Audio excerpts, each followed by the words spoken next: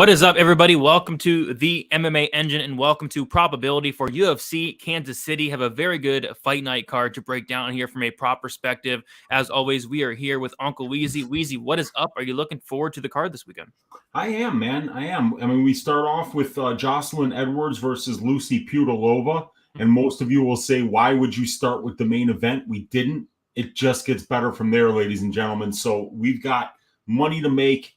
We've got bets to make. And like we say, Brady, it doesn't matter if the card's shit. Doesn't matter if it's all main events from top to bottom. The best cards are the ones where we stack cash tickets like flapjacks. That's the point of this show. So let's find some spots that the data says are underpriced today.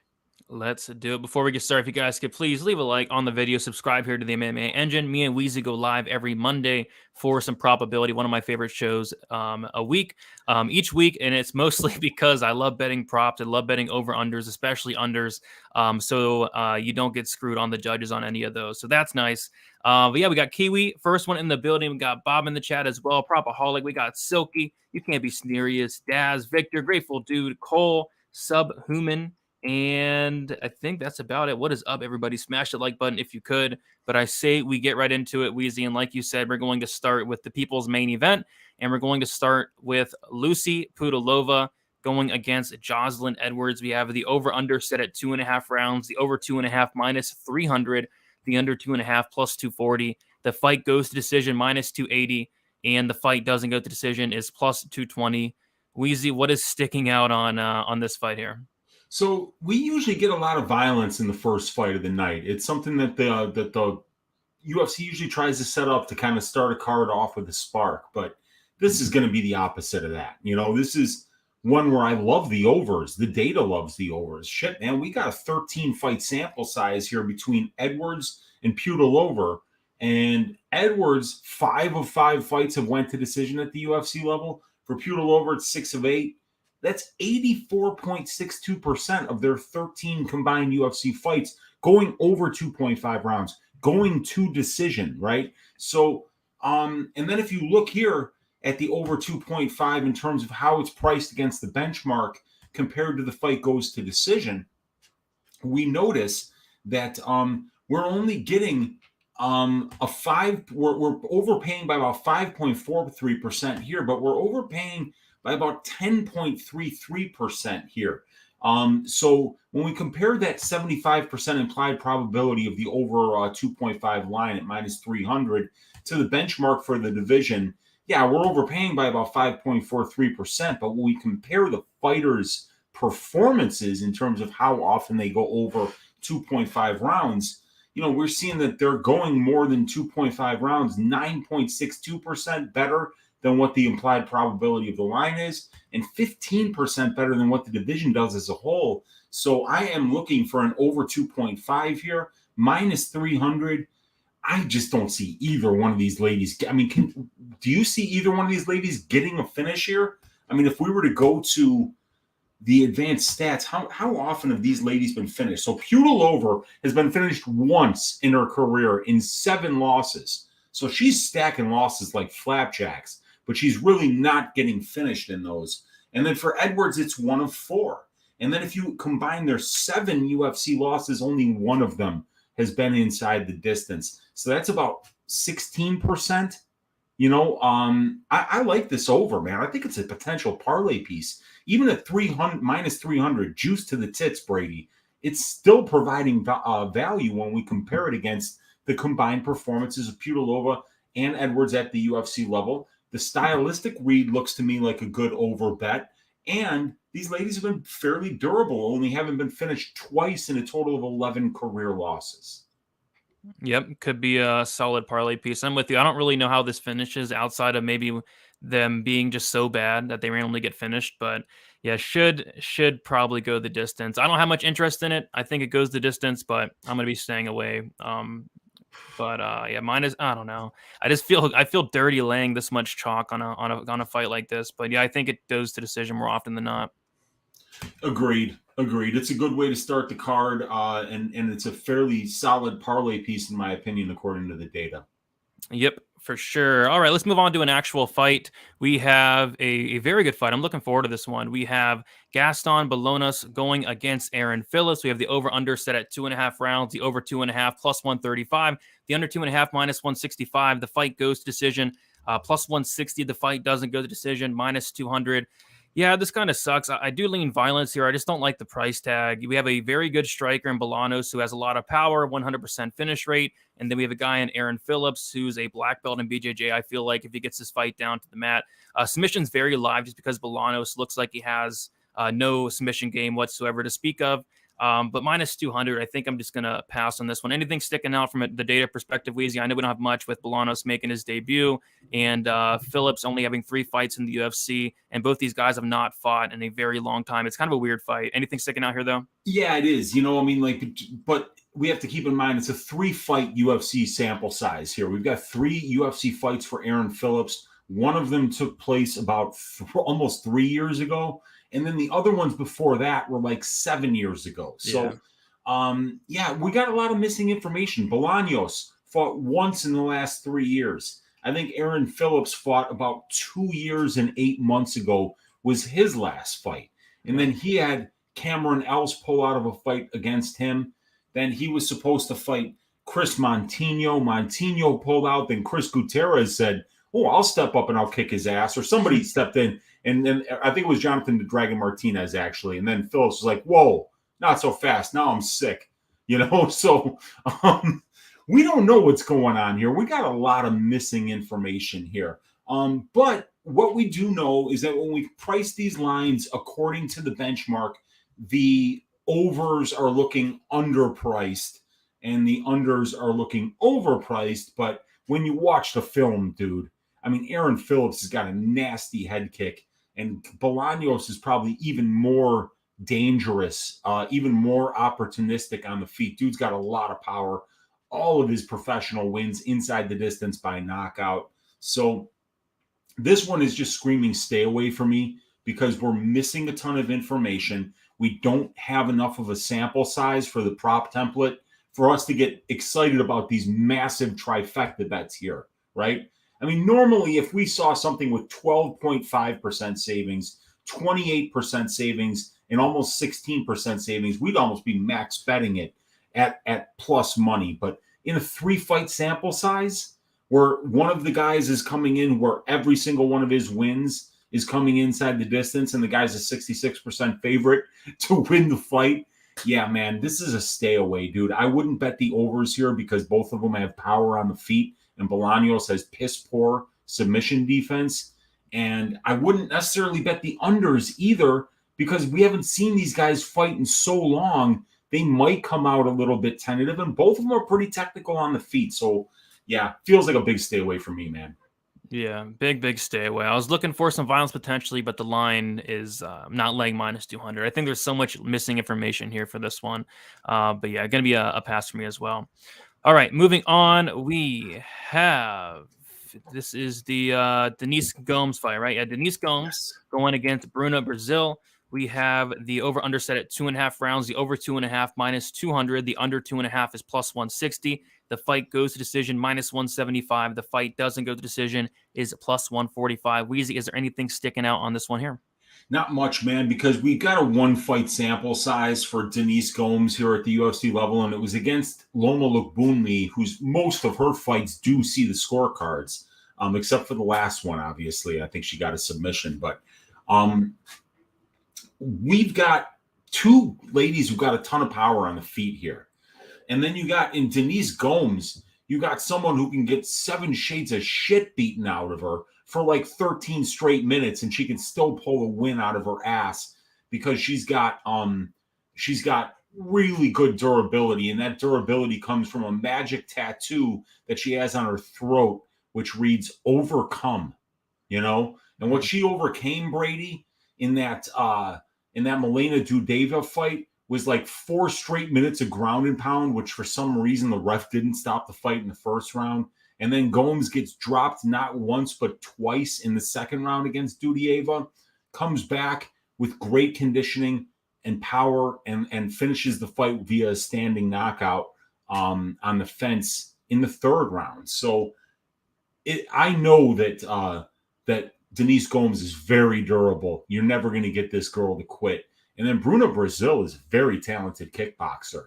Good size, length for the division. She's got an athletic frame. She's lean. She's fast. Those head kicks get up quickly. And boy, dude, Denise Gomes blocks punches with her face, man. She's got a 39% distance striking defense. So any kind of over you bet here is going to be sweaty because Denise Gomes has got power and Bruna Brazil's got real power. And not only does Brazil got power, she's going to find Gomes' giant head anywhere she throws punches or kicks because it's just that easy to hit this woman. So I'm thinking the unders here. We don't have any data. We've only got one UFC fight, and it was on short notice, I believe, for Gomes. So, yeah, staying away from this one, man. Yep, same here. I was looking at Denise Gomes' Sherdog, and it said the last person she fought was in the UFC against Konklak Supisera.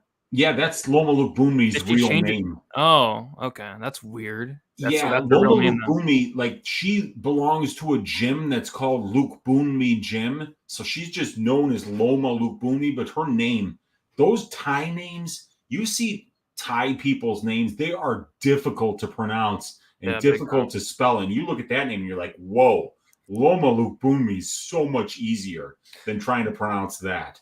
Way easier. But yeah, I'm with you. It's a stay away. If anything, it's probably a shot on the fight doesn't go, but nothing I'm really running to the window for. Just No. because they have been finishing 3 of their combined 4 losses. I think Brazil got knocked out in both hers, and then Gomes was knocked out in her debut. So, but yeah, it's probably a pass for me. Yeah, and that's the thing, though, too. If you look at Bruna Brazil's record, she's got 2 losses, she's got a draw, but the 2 losses and the draw were in the first 4 fights of her career. Yeah. And since then, she's on like a 7-fight winning streak, and she really looks like she's putting it all together. So I think that version of Bruna Brazil that was getting finished isn't the version of Bruna Brazil that we're going to be seeing in the cage. And from what I've seen of Gomes recently, man, is she tough. Man, does she got a ton of heart and perseverance. And you have to when you get hit in the face that much and when your striking defense is that bad, Brady. Yeah, it's very bad. But yep, she is tough. She is very tough. You need to kill her to get her out of there. All right, let's move on to the next fight. We have the return of Daniel Zellhuber, fresh off of dropping the ball and losing me a lot of money against Trey Ogden. And he's taken on Lando Venata. We have the over-under set at 2.5 rounds. The over 2.5 minus 190. The under 2.5 is plus 160. The fight goes to decision minus 165. The fight doesn't go to decision plus 135. If the same Zellhuber that showed up against Ogden shows up, I feel like it's a pretty easy fight goes. But I'd imagine he's going to put on a much better performance. Nothing really sticking out here for me from a time prop perspective, though. How about you, Weezy? Yeah, I kind of like the overs, and here's why. Venata, not much of a finisher at the UFC level. I mean, he finished street urchins like Marcus Mariano, and he caught Makdessi in his second UFC fight with a really beautiful spinning heel kick. But outside of him facing a bum like Mariano, catching that spinning heel kick, his fights are going to decision 8 of 12 times at the UFC level. And then with Zellhuber, you got a guy who's got a serious chin on him. I mean, this guy was in there 3 rounds against Lucas Almeida and was never dropped even once in that fight. And Almeida's got ridiculous power, and he's really aggressive too. So I kind of see this fight stylistically going to the scorecards. I see it being mostly a striking stand-up match. Both of these guys are most comfortable there. Both of these guys are flashy there. They throw a lot of spinning shit. Zellhuber manages range really well. I think it probably goes to decision. And if you look at, we've got some really nice sample sizes here with 13 fights. The problem is most of it is on the Venata side, and Venata's getting up there. He's been around for a while. So there might come a point where Venata's durability starts to go by the wayside a little bit. But the lines are overpriced by a decent amount here, according to the benchmark, by about 12%, Brady. So it's not exactly cheap. And we are paying juice here, but we've got 13 fight sample sizes. And we can see like even like the over 1.5 has the same rate as the fight goes to decision. So instead of paying like minus 165 for the fight goes, maybe we pay up a little bit more as a parlay piece and look for an over 1.5 here. But I'm leaning the overs, but at minus 165, minus 190, not running to the window to bet it though. Yep, I'm not really running to the window on anything of this fight. It's just kind of hard to get a read on Zellhuber. He looks so good outside the UFC, but that UFC debut definitely left a bad taste in my mouth. But I'm hoping he shows up this time. I lean overs as well, but nothing I'm running to the window for. We'll move on to the next fight. We have Jillian Robertson going against Piera Rodriguez. And yeah, Bet Online has all the props out for every fight, but not this one. So we'll go to Five Dimes. So Five Dimes has the over-under at 2.5. The over 2.5 is minus 115. The under 2.5 is minus 105. The fight goes to decision is plus 105, and the fight doesn't go to decision is minus 135. And yeah, every time Jillian Robertson fights, I like to look towards violence just due to the fact that she's a killer be killed fighter. If she gets to fight down to the mat, she's a black belt in BJJ, very good grappler. And then on the feet, she just really has nothing to offer. So I would probably lean violence here again. I would like to get plus money though on like an under. I don't know if that's going to be the case. I haven't really checked the other books, but yeah, I would lean under here. Anything sticking out, Weezy? Yeah, the books are onto it, Brady. I mean, when we see 23 and almost 26% overpayments when you compare the implied probability of the line to the benchmark for the division, I mean, under 2.5, and this is a straw weight fight, Brady. Jillian Robertson, her entire career has been at flyweight. She's cutting down to 115 against a girl with a lot of power in Piera Rodriguez. And also, Piera Rodriguez is somebody that we haven't seen much of her on her back at the UFC level. And when you've got Jillian Robertson on top of you, you got problems, unless you're like Myra Bueno Silva, who can armbar anybody from her guard. But once Jillian gets takedowns and gets on top, she usually finishes fights. So stylistically, I could see this fight finishing a number of different ways, but we are really paying up, bro. I mean, only 28.26% of women's strawweight fights finish under 2.5 rounds. We're paying 51% on this line, but 53% of these ladies' fights have went under 2.5 rounds at the UFC level, and that's in a 15-fight sample size. And we got Jillian Robertson in this fight, who is going under 2.5, not going to decision, somewhere between 65 and 70% of the time, if you look at the numbers. So Jillian brings violence. She's going to be cutting. She could get knocked out in this fight if it's a tough weight cut and she's not as durable as she was at 125. She wasn't particularly durable at 125 either, though, Brady. I mean, we've seen her finish a number of times when she can't get the grappling going. So, yeah, I mean, I think stylistically I'm leaning towards the violence here, but I just don't know how I really get to this number. It's still underpriced by 2%, by 2.55% here when we compare the fighter performances to the implied probability of the lines. And we can see why we're overpaying 23 and 25% here, because when we add Robertson and Rodriguez's combined UFC performances together, we see that they're finishing at a 28.26% rate better than what the division does on a whole. A 25% rate than where the division goes under 2.5 on a whole. So we see why it's overpriced this much. It's not completely blown out yet, but you have to be really confident, in my opinion, in your stylistic read to make this bet. But I think it's still even makeable here, and I would not be touching these overs. The overs scare me. Oh yeah, they should in a Robertson fight. But yeah, this is probably one I'm gonna pass on. Like I said, I typically always bet Robertson unders, but yeah, like you said, they're on to it here. They're definitely on to it. So I'm probably gonna stay away. And Rodriguez, I think she might be a purple belt, but she's training with like Dern and Tabitha Ricci every day. So I don't think she's gonna be like a fish out of water on the mat. I'm definitely not betting the over, but at this number, I can't bet the under either. So it's going to be another pass for me, I think. Yeah, and it looks like we probably could have gotten the under at a better price too when it first opened. A lot of a lot of times, especially like a Jillian Robertson line is going to get steamed by the sharps because they know that if Jillian gets the fight to the ground, highly likelihood of a finish. If she can't get it to the ground against a good striker with good takedown defense, high probability she gets finished on the feet.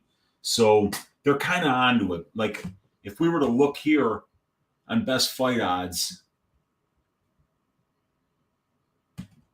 we can go here and look at the under 2.5 at minus 105, open up at plus 120. And look at how long it was there. 14. About a quarter second before somebody just steamed it. So, yeah, man, I think we missed it. I think it's time to move on. Yep. And they opened lines this week at like the most ridiculous time. Like it was like 3:00 in the morning, wasn't it? Yeah. And guess who was up? Your boy Weezy, because I was up late doing stats. And I caught the Royval Nicolau line that I bet, and we'll talk about that one shortly. But before we do, we got a very exciting fight amongst a couple of octogenarians here in Zach Cummings and Ed Short Fuse Herman. And Short Fuse, I think, stands for how much time he has left to live because he's getting up there, dude. I can't believe this is a fight, man. Like, I don't know. Taping this fight took a couple of years off my life, but yeah, Ed Herman, Zach Cummings, the over under set at 2.5 rounds. The over 2.5 is minus 185. The under 2.5 is plus 155. The fight goes to decision is minus 165. The fight doesn't go to decision is plus 135. I really struggle to see myself putting any money on this fight at all. But if I would, it would have to absolutely be on that fight doesn't go, just because both guys have not fought in a very long time. This is going to be which guys? Is it Cummings? Cummings is coming up a weight class, right, to light heavyweight? Yeah, dude. You know what's funny is Cummings used to fight at welterweight. Yeah, and I looked at his Instagram, and He's a fat middleweight. He looks terrible. He looks like he hasn't even trained. Yeah, it would be fight doesn't go, just because I think both these guys, they're getting up there in age. Both these guys are washed. Like Ed Herman's like 42, right? So, yep, it's going to be the fight doesn't go or pass, but I don't know if I want to put anything on this fight. But I think somebody has probably just gets finished because they're just so washed. So, yeah, fight doesn't go, if anything, I hear. Yeah, I heard Zach Cummings might be like partnering up with Jake Collier to open up a barbecue restaurant or something like that, because these cats have been eating good in the neighborhood, man. And yeah, dude, like I could see Ed Herman blowing out his Achilles, climbing those 2 steps to the octagon. I could see like Zach Cummings having a reaction to the Vaseline that they put on his face before the fight starts and being like, I can't do this. Counting on either one of these guys to last 15 minutes in a cage at this point in their careers is probably something that would make you very nervous as a bettor. So, but what would make me even more nervous is just having any money on this fight at all, Brady. You see green here, yellow here, and red here. You see red here, orange here, and green here. I mean, like, let's just move on. Yeah, let's just move on. Like Zach Cummings and Ed Short Fuse Herman should move on from their pro mixed martial arts career. We as gamblers should move on from trying to find ways to make money off of this fight. And we got the debut of Fat Cummings, says Jared Kerr. He looks so bad, and he's like a minus 220 favorite. And I get it because Herman's like 42. And he's looked just atrocious, but and Herman's not fought in a while as well. This fight's just one big giant mess. Yeah, I don't think either of these guys have fought in a while. I don't even know when the last time Zach Cummings fought was. Last time Cummings fought, I was still in college, and that feels like so long ago. My God, yeah, it's been a while, dude. And I laughed when I saw that. I think Moyes posted that on Twitter today, and I was like, holy shit. I totally forgot that this fight's at 205 and like Cummings is welterweight. Yeah. What a mess.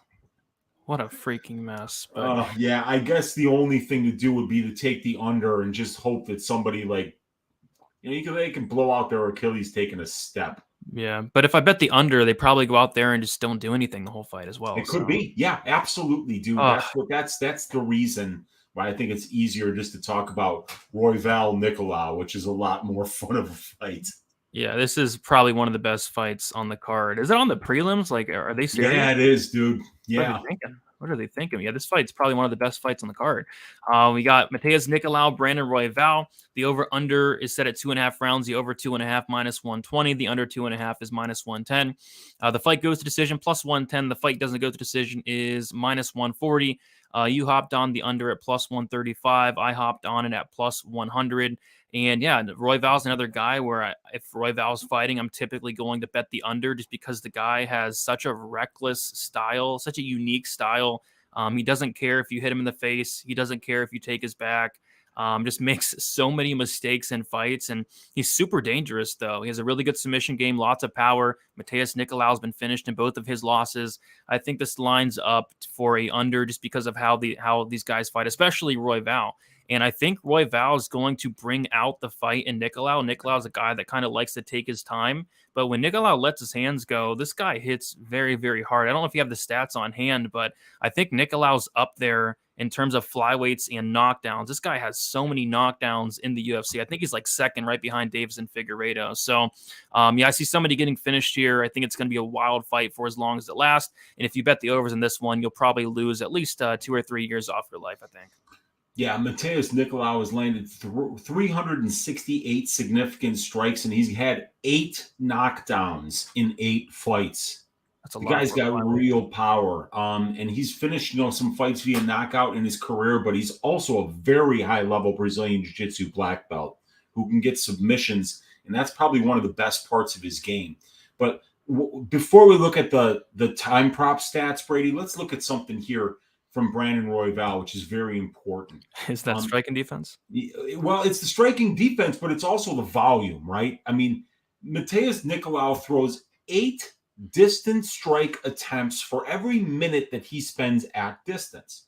Brandon Royval throws 19.66, right?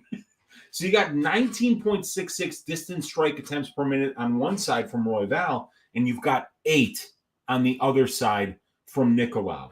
And then in addition to that, you've got a 69% distance defense on Mateus Nicolau and a 50% distance defense in Royval. Now, let's go to these stats, right? And we're going to see a divergence here as well, Brady. 5 of 6 of Mateus Nicolau's UFC fights have finished inside the distance. For Nicolau, it's 3 of 8. So 5 of 6 for Royval, 3 of 8 for Nicolau. So 57% of their combined UFC fights have finished inside the distance. But you see a guy like Nicolau who, like, 2 of his 8 fights have only finished under 2.5 rounds. But I'm going to highlight to you again that difference in output. Nicolau doesn't get to fight his fight here. He doesn't get to stay on the outside. He doesn't get to point fight. He doesn't get to wait for you to make a mistake to land that big knockdown.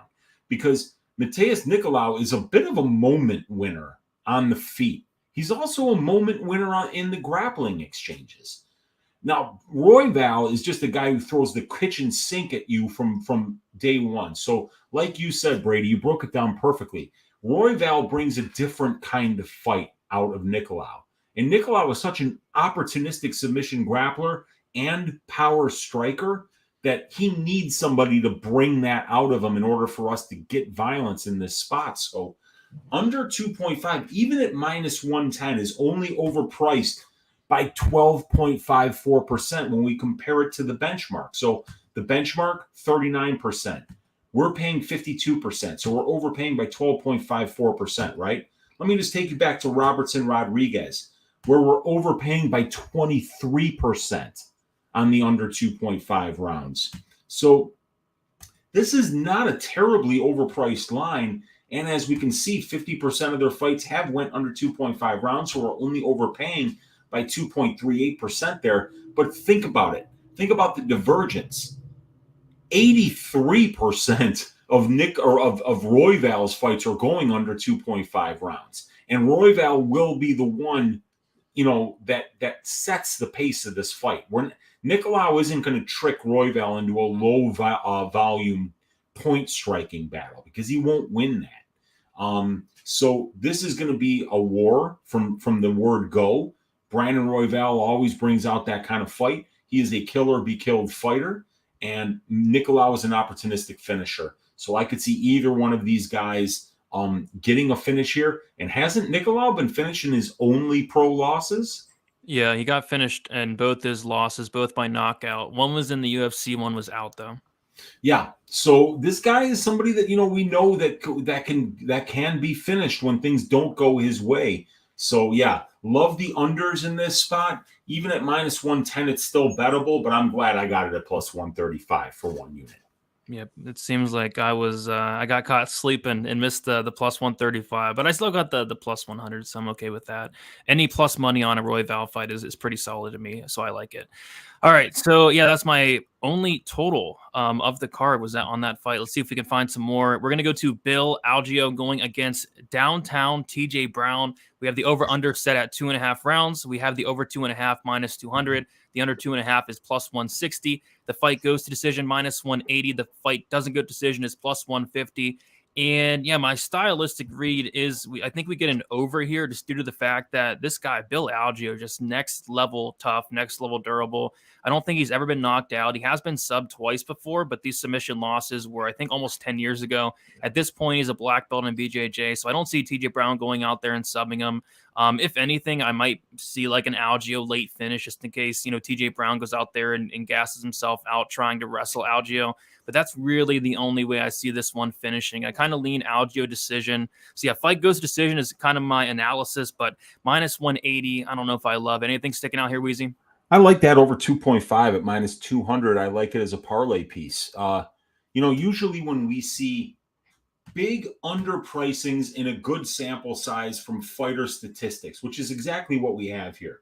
We got Bill Algeo. 5 of his 6 fights at the UFC level have been over 2.5 rounds. TJ Brown, same thing. 5 of 6 going over 2.5 rounds. That's 83% of a 12-fight sample size going over 2.5, but we're only paying 66%. We're underpriced by 16.67% when we compare that 83% to the 66% implied probability of the line. And when we compare that 83% to the 61% over 2.5 benchmark for the division, we're getting a 22% underpricing. So we've got 6 fight sample sizes for both fighters. Both of them are going over 2.5, 5 out of 6 times. Bill Algeo's only finish came against a guy who gassed out going up the 3 steps into the octagon in Herbert Burns.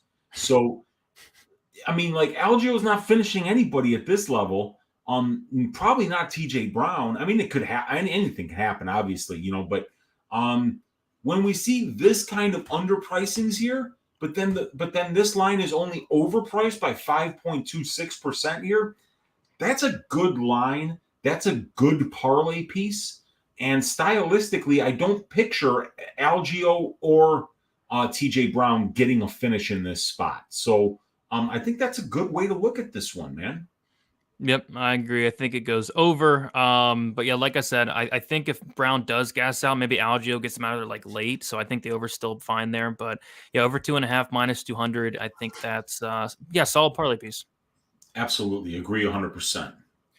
All right, let us keep moving on. Then we have Clay Guida going against Rafa Garcia. Is it Rafa or Rafa? I always get him. It's Rafa. It's Rafa. He's Mexican. He's not Brazilian.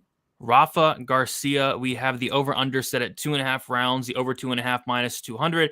The under 2.5 is +160. The fight goes to decision -180. The fight doesn't go to decision is +150.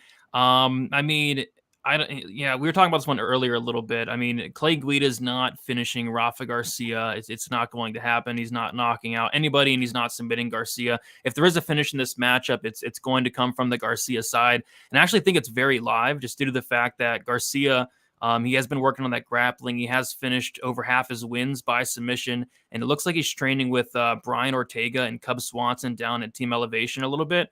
So I think the sub could be live just due to the fact that Guida's been submitted like 30 times. But yeah, I say more often than not, this probably does go the distance, but that submission threat of Garcia does scare me away from that a little bit. Anything sticking out here, Weezy? It's hard to have anything sticking out here. The Guida 18 fight sample size only denotes his UFC fights from 2013 on. So the UFC fights from 2006, 07, 08, none of that's in here. So we can see that half of his fights have went to decision and half haven't. So Clay's 50-50 at this point. And we got a line the fight doesn't go to decision at about 40%. So that's pretty cheap for a guy in Clay who's going 50% of the time. But then we look at Rafa Garcia, and only one of his fights has finished inside the distance at the UFC level. So it feels kind of like a stay away here. We get a 10% break here when we compare. The fight doesn't go to what the line is, but then we see that it's only 41% of their fights haven't went to decision. We get a 1.67% break there, but they're not going to decision, or they're finishing inside the distance less than what the division does. And like you say, man, maybe a Rafa Garcia finish only prop would be a better way to play this, because we probably don't see Clay Guida getting a knockout here, not against Rafa Garcia, who's as durable as he is. So, I think that it's a good stay away. Maybe Rafa Garcia finish only. I mean, and those overs are just too juiced for you to be, because you'll be like pissing your pants every time the fight goes to the ground and Rafa starts setting up a submission, So it's a stay away for me. Yeah, it's a stay away. I lean it going the distance, but I mean, we got Garcia going against the 41. He's 41 and a half now, lightweight, and Clay Guida still trucking along. One of the oldest fighters in the UFC.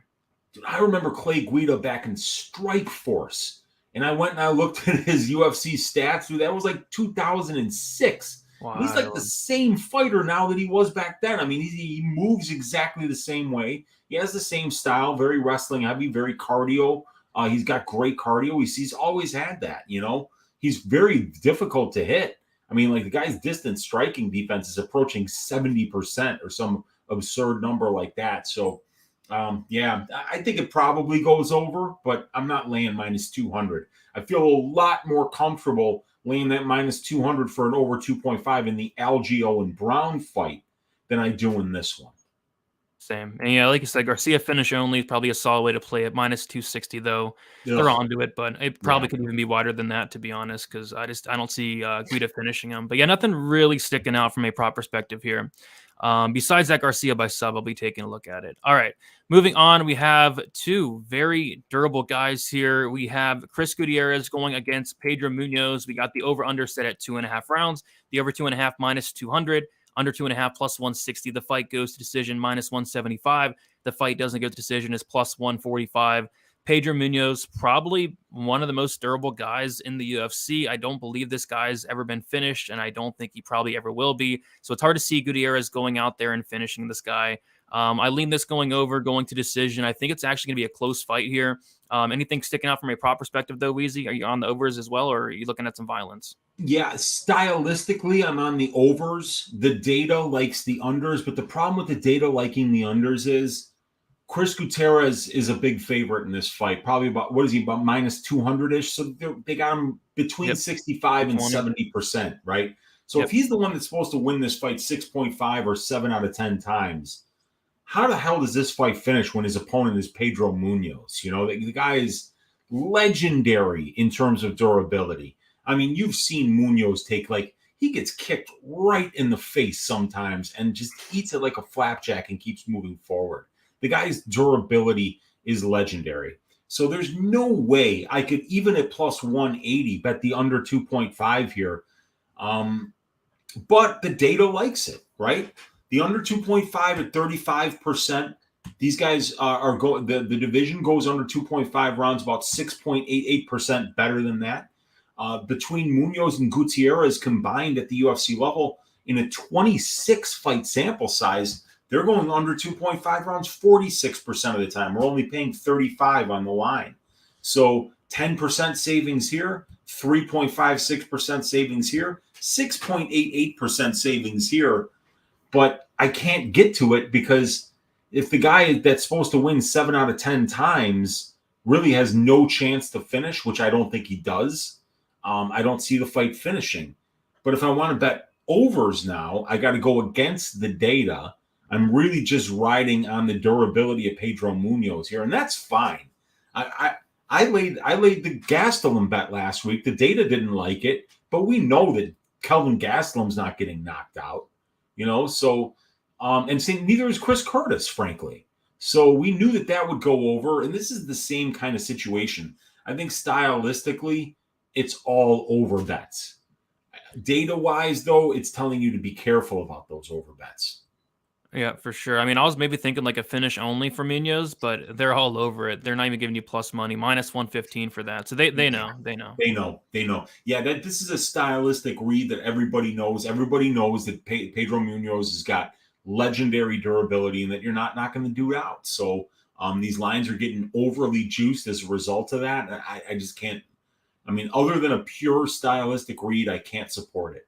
Yeah, for sure. It does feel a little bit like the Curtis fight last week, where both guys just next level durable.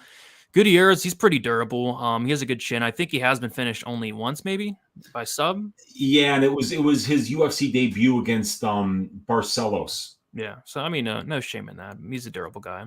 Yeah, absolutely. All right, so we'll keep moving along. Then we have what looks to be the most violent fight on the card according to these odds. We have Ion Kudalaba going against Tanner Bozer. The over/under set at 2.5 rounds. The over 2.5 plus 165. The under 2.5 minus 205. The fight goes to decision plus 200. The fight doesn't go to decision minus 260. We have money coming in on these unders, and these fight doesn't goes. And I think that might have something to do with this being an Ion Kudalaba fight. The guy looks to have about a round in most fights, and this just completely falls off a cliff. So how I see this fight playing out is Kudalaba taking down Bozer pretty easily in the first round, potentially finishing him. And then if he does not finish Bozer, I think Bozer is going to have an opportunity to finish Kudalaba in that second or third. So I think the fight doesn't go, covers both sides, but you're going to have to pay for it there at minus 260 now. It was minus 230, but that line didn't last too long. Damn. Yeah, I was going to say minus 230 isn't that bad. Now it's getting a lot more overpriced. What's the under 2.5 at on Bet Online? I had that at minus 185 earlier. Yeah, minus 205 now. Okay. Yeah. There's no way in hell I would bet an over in this fight. I mean, it was stylistically, that would just be an absolute nightmare. You could win the bet but lose your life, So then you can't cash the ticket once you're dead, so what good is that? This, like, you broke it down perfectly. Ion's gonna get takedowns early because Tanner can't grapple. Tanner can't get up off his back once he's put there, and Ion can wrestle and can get fights to the ground. But whenever he does that, he pushes a pace that's unsustainable for 15 minutes. And if you do that against Tanner Bozer, he can clip you late. He's got a good amount of power. He's been fighting heavyweights pretty much his entire career. This is going to be his first cut, though, down to 205. And with that Easter Island statue of a head that he has that probably weighs 70 pounds just on its own, it's going to be a difficult cut for Tanner Bozer, dude. I mean, that guy's not exactly the smallest heavyweight. So we'll see how that cut goes for him. But that's another reason to like the under. If it's a shitty cut, we could see Bozer gassing out and wind up getting drowned late in the first round or early in the second. So I do like, stylistically, I like these unders. And frankly, they're not terribly overpriced, Brady. I mean, because we've got Tanner Bozer and only 3 of his 8 fights have finished inside the distance, these lines are only 9% overpriced and 12% overpriced according to the benchmark. Usually we see when we have really good finishers, those things get bounced up around over 20%.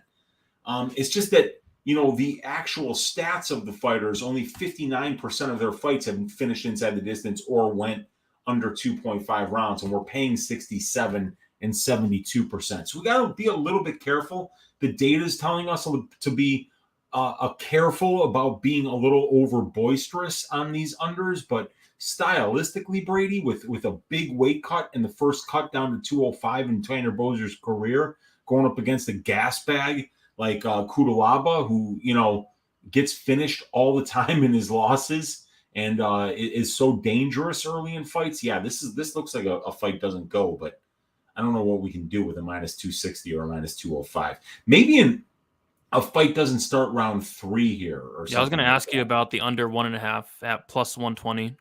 Plus 120, huh? I didn't see that. Plus 120 for the under 1.5 is a lot better priced, you guys. So 9% overpriced for the under 2.5, 12.5% underpriced for the fight doesn't go, but right on the benchmark for the under 1.5. And then we can see that 41% of their fights have went under 1.5 rounds. But check it out. For Kudalaba, it's 8 of 14. For Bozer, it's 1 of 8. So if you think that Kudalaba's pace is what's going to drive this fight, then that under 1.5 would probably be the best way to play it. Yeah, I might take a look at that and then maybe like sprinkle Bozer or like round 2, round 3 KO, something like that. But yeah, the under at plus money is not a terrible look, I don't think. Yeah, I like that one as well. Because Kudalaba is going to fight like a complete idiot for the first 5 minutes. We know that. So he's going to get a lot of opportunities to find that finish. And I don't think Bozer has any type of ground game whatsoever. It's not good, man. And Kudalaba's absolutely going to be able to get it there. The question is, can Tanner survive once he does? And the answer is probably not, because Kudalaba's a wild man down there. Yep, and somebody in the chat said that Kudalaba is motivated. Yeah, he's got to be motivated. He needs to win this fight, and quite frankly, I'm shocked he didn't get cut after the Kennedy fight. But looks like the UFC likes him. But yeah, I was checking out his Instagram. He looks to be in the best shape of his life, and he's always in great shape. Yeah. But he looks to be taking his conditioning very, very serious. It looks like the guy has like just crazy, crazy, crazy shape he's in. It looks like. Absolutely. He's so fun to watch. Oh yeah. Kudalaba gives it his all every time, and he's in a bunch of wars. Great fights. Yep. So yeah, looking at the under potentially for that one. Don't think it's a terrible look. All right. 3 fights left. We have Dustin Jacoby going against Azamat Mirzakhanov. We have the over under is set at 2.5 rounds. About a pick 'em here. The over 2.5 rounds is sitting at minus 110, and the under 2.5 rounds sitting at minus 120. The fight goes decision sitting at plus 100. The fight doesn't go at minus 130. And this is probably an over for me. Both guys very, very durable. Dustin Jacoby only knocked out once in his career. I think it was back in like 2014, though. So almost 10 years ago was the last time Jacoby was knocked out. Took a lot of shots against Khalil Roundtree, ate those leg flapjacks. So I think he'll be fine there. And then Azamat's a guy that looks pretty durable in his own right. Never lost a fight, never been knocked out as well. See, I'd lean it over here, but nothing I'm really too excited about. Anything sticking out here, Weezy? Yeah, it's not much, man. I mean, like, they're pretty. These lines are priced right about where they should be. They're trying to shade you towards unders here at minus 1. We can see we're underpriced by 5.8% here, 3.23% here, and the performance at 50% of their fights going under 2.5 and not going to decision makes it a little bit overpriced here on these numbers. And we see a little bit of the opposite over here, a little bit underpriced on the overs according to how these guys go. And once again, 50% here. So we got 50% here, 54% here. Yeah, it looks to be properly priced. I was just looking into this fight before we went live, and I like Dustin in this spot, but Mirzakhanov is very explosive and very dangerous. And two third-round finishes at the UFC level, but he's going to have an awfully difficult time closing the distance against Dustin Jacoby. Dustin Jacoby has been knocked out a couple of times in his kickboxing career. One time by a guy named Alex Pereira. I don't know if anyone's heard of him. Yeah, it's kind of hard a little bit. Yeah, he does. And I mean, a couple other guys too. I mean, but in terms of kickboxing, and this should be Jacoby all day, Mirzakhanov does a good job of holding his opponents up against the fence, can get the occasional takedown. But I think that this is going to take place on the feet, and it probably coasts over. But both of these guys have got legitimate power, so this is an easy stay away from me. Nothing's jumping out at all, stylistically or data-wise. Same and same. I'm going to sit back and watch this one from a prop perspective. All right, 2 more fights, Weezy. We have the co-main event, and a very good co-main event here. We have Edson Barbosa going against Billy Quarantillo, and really looking forward to talking about this one. We have the over-under set at 2.5 rounds. The over 2.5 minus 125. The under 2.5 is minus 105. The fight goes to decision plus 100. The fight doesn't go to decision is minus 130. And I'm kind of leaning violence here just because Billy Quarantillo has some of the worst striking defense you'll ever see in your life. He is very hittable. I think it's around like 39 or 40%. So I think Billy's going to eat a lot of shots early on. He always does, and he's super tough. He's hard to finish, but Barbosa does hit very hard. So I think Barbosa is going to have opportunities to hurt Billy early. But as the fight goes on, Billy Quarantillo is a guy that just drowns you. He just drowns you with that pace, that pressure, that volume. He puts it on you. He hurts you, and he doesn't stop until he gets you out of there.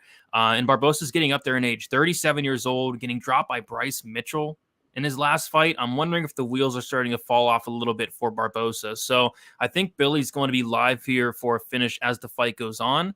Nothing I'm really too excited about, but I would lean violence if anything. I think it's going to be a very, very action-packed fight like all Billy Quarantillo fights are. This guy's fights are so exciting, and I see why they put it at the co-main event here. Yeah, you can tell that the bookies are trying to push us towards betting these overs, right? We've got a 5.85% underpricing here, a 6.46% underpricing here when we compare the benchmarks for the division to the implied probability of the line. And we see we're overpriced here by about 13% at the under 2.5, and the fight doesn't go. But I don't like those underpricings because, even though I do see potentially, a finish for Barbosa because of the poor striking defense of Quarantillo, and then Quarantillo can get anyone out of there late in the second round and the third round with that volume, that attrition, the pressure, the pace, everything that he brings makes it very difficult to last a full 15 minutes with. But dude, there's something that's really sticking out. We don't have a line for it yet, Brady, but look at the over 1.5 analytics here. It's minus 125 if you want to put that in. No, over 1.5. Yeah, minus 225, my bad. Minus 225. Yep. That's a trifecta bet. Nice. 4% savings here when we compare that 69% implied probability of the line to the 73% benchmark for the division. 15 of 19 of Barbosa's UFC fights have went over 1.5 rounds, right around 75%. And for Quarantillo, it's all 7. So you add that up and you've got 84% of their fights going over 1.5 rounds, while we're only paying 69% on the line. So the over 1.5 rounds for this fight is a trifecta bet. I think stylistically it's beautiful because I don't think Quarantillo is getting Barbosa out of there in the first round and a half, because Barbosa is going to be the way better kickboxer here. And unless Barbosa can spark Quarantillo early, which we haven't seen Barbosa knocking dudes out early in fights in a very long time, and the wheels might be falling off, like you say. So over 1.5 at minus 225. What website is that available on? 5 Dimes. So we're probably not going to get anywhere near that line, but yeah, it's on 5 Dimes if anybody can access it. We should get the line near there. We absolutely should, Brady, because if you look at where, so for instance, right, over 2.5 rounds happens 61% of the time. Now we got a 55% line here at over 2.5. And we see that the benchmark is 12% better for over 1.5 rounds. Normally, what we're going to see is just a 12% pricing. And we saw a 14% price difference. So they even priced it up a little bit here for the over 1.5 at minus 225. But I think that would be good up to like minus 260, minus 270. It would still even be close to a trifecta bet, my friend. So over 1.5 is something I like a lot in this spot, and it's a great parlay piece. Yep, agree. I like it stylistically. My analysis lines up, and like you said, the only thing you have to worry about is Barbosa sparking a very hittable Billy Q. But Billy Q's tough. I think he can take those shots and come back like he always does. But his striking defense is something I'd like to see him work on a little bit, but I think he'll be fine here. All right, main event time. You guys have not smashed the like button, be sure to do so. We do appreciate here at the MMA Engine. All right, main event. We have Max Holloway going against Arnold Allen. The over-under set at 4.5 rounds. The over 4.5 minus 150. The under 4.5 rounds plus 120. The fight goes minus 140. The fight doesn't go plus 100. This is probably going to be a stay away for me here. Max Holloway, as we know, and just next level durable. This guy holds the record for most times being hit, and it surpassed 2,000 recently. So he's next level durable, but he's been hit a lot. He's taken a lot of damage, and Arnold Allen has been looking like an absolute killer as of late. Is Arnold Allen going to be the first one to finish Max Holloway? Maybe. I don't really think so, but that is something to kind of mention there. And then Arnold Allen, the thing that scares me on his side is the fact that he's never been 5 rounds. He's never seen the 4th, never seen the 5th. So that kind of worries me a little bit. But I guess if I had to pick, I would lean this fight going over, but it's not really something I'm running to the window for because of Max Holloway taking so much damage, and because we've never seen Allen in a 5 round, in the 4th and 5th round there. So it's going to be a big pass for me, but what is sticking out analytics wise from this 5 round data, Weezy? Well, first, let's look at something spectacular here, and that's that Max Holloway, since 2013 in the UFC, has absorbed 1,851 significant strikes, and that he's never been knocked down. Never been knocked out, of course, but not only that, 22 UFC fights, he's never even been fucking dropped. Not once. That's unbelievable. Alexander Volkanovski 3 times. Yair Rodriguez, Calvin Kattar. Just go down. Conor McGregor, one of the most powerful featherweights. And this was Conor McGregor at featherweight. Didn't knock him down. So, boy, oh boy. Can Arnold Allen sneak a shovel into the octagon is the question, right? So let's go to the 5 round analytics here. So we've got, for the fight doesn't go to decision at plus 100, 58% implied probability. The benchmark is 58% of 5 round fights at 145 pounds have finished inside the distance. We're only paying 50% here. So we got an 8% underpricing here, an 8% underpricing here. We're overpricing these overs, and I think that has a lot to do with the durability of Max Holloway and also the fact that Max not really finishing a lot of fights. But look, 7 of his 12 fights have went to decision, which means that 5 of 12 haven't. So he has gotten some attritional stoppages. He has gotten some late wins.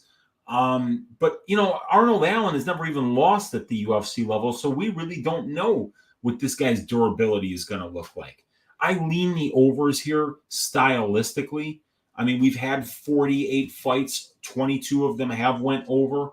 That's 45%, at the 5 round level here. We're paying 60.